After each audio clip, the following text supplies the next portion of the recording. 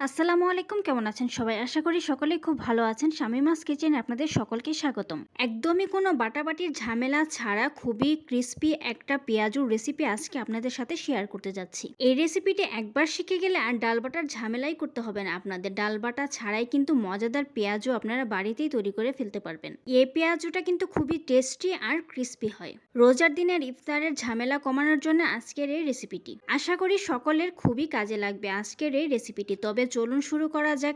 একটা বাটি আমি নিয়ে নিয়েছি, এখন এতে নিয়ে নিয়েছি 1 কাপ পরিমাণ মুসুরের ডাল। এই 1 কাপ পরিমাণ ডাল দিয়ে কিন্তু অনেকগুলো পেঁয়াজও আপনারা তৈরি করে ফেলতে পারবেন।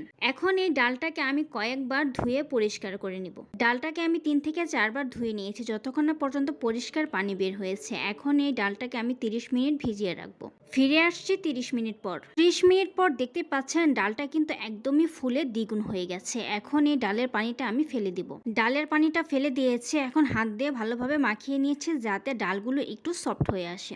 মাখানো হয়ে গেলে এখন এতে কিছু ইনগ্রেডিয়েন্টস অ্যাড করে দিচ্ছি। দিয়ে দিচ্ছি 1 চা চামচ লবণ, 1 চা চামচ হলুদের গুঁড়া, 1/4 চা চামচ মরিচের গুঁড়া, জিরা আর ধনিয়ার গুঁড়া মিলে দিয়ে দিচ্ছি 1 চা চামচ। পেঁয়াজ কুচি করে নিয়েছি, কাঁচামরিচ কুচি করে নিয়েছি, ধনিয়া পাতা কুচি করে নিয়েছি। এখন দিয়ে দিচ্ছি।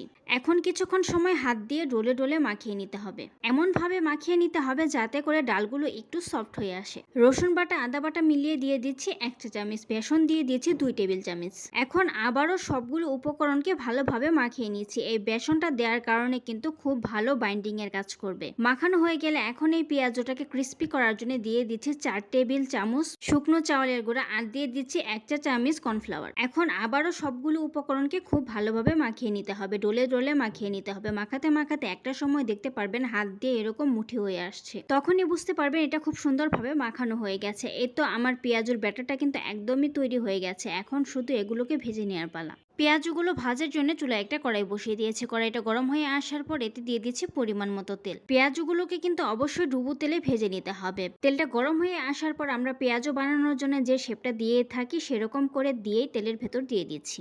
একই রকম ভাবে সবগুলো পেঁয়াজই কিন্তু আমি তেলের ভেতরে দিয়ে দিয়েছি। পেঁয়াজগুলোকে কিন্তু অবশ্যই ডুবো তেলে ভেজে নিতে হবে। এখন দুইটা পার্ট উল্টিয়ে পাল্টিয়ে লাল লাল করে ভেজে তুলে নিব। চুলার আঁচটা মিডিয়াম টু লোতে রেখে কিন্তু পেঁয়াজগুলোকে ভেজে নিতে হবে। পেঁয়াজুর একটা পার্ট কিন্তু আমার ভেজে নেওয়া হয়ে গেছে। এখন সবগুলো পেঁয়াজুকে আমি উল্টিয়ে দিচ্ছি।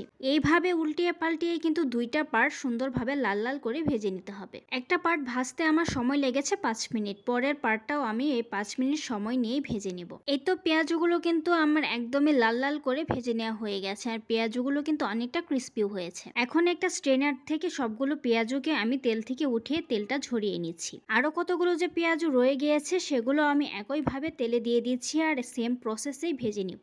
সবগুলো পেঁয়াজও ভাজা হয়ে গেলে আপনাদের সার্ভ করে দেখাচ্ছি। তৈরি হয়ে গেল ইফতারির জন্য একদম ঝামেলাহীন খুবই মজাদার আর ক্রিস্পি একটা পেঁয়াজু। আপনার হাতে যদি মাত্র 30 মিনিট সময় থাকে তাহলেই কিন্তু এই মজাদার পেঁয়াজুটি আপনিও বাসায় তৈরি করে ফেলতে পারবেন ইফতারির জন্য। অলওয়েজ তো পেঁয়াজু বেটেই তৈরি করে থাকেন, একবার এভাবে না বেটে পেঁয়াজু তৈরি করে দেখেন, দেখতেই পারবেন এটা কতটা ক্রিস্পি হয়। সম্পূর্ণ ভিডিও দেখার জন্য ধন্যবাদ। ভিডিওটি যদি ভালো লেগে থাকে লাইক কমেন্ট শেয়ার দিতে একদম ভুলবেন না। এইরকম নতুন নতুন ভিডিও পেতে আমার ফেসবুক পেজটি ফলো দিয়ে রাখেন। যদি ইউটিউব থেকে দেখে থাকেন চ্যানেলটি সাবস্ক্রাইব করে পাশে থাকা বেল আইকনটি অন করে দিন। ধন্যবাদ।